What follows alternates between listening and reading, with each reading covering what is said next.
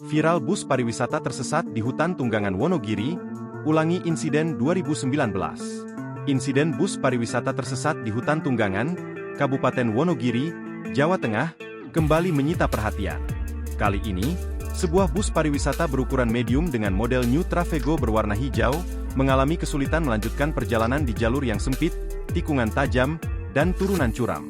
Kejadian ini diperkirakan berlangsung pada awal November 2024, meski tanggal pastinya tidak disebutkan. Video tersebut pertama kali diunggah akun TikTok Cuan, Balap 3 yang kemudian diunggah ulang oleh akun Instagram @explorebuslovers. Sejumlah warga lokal segera datang membantu, memandu sopir untuk memundurkan bus keluar dari area berbahaya. Sulitnya bus bermanuver di jalan sempit dengan tikungan tajam tersebut membuat overhang belakang bus sampai menyentuh aspal. Dalam kondisi demikian, penumpang bus juga sudah mencoba turun untuk mengurangi berat muatan bus. Namun hingga saat ini belum diketahui pasti bus tersebut sedang dalam perjalanan menuju kemana.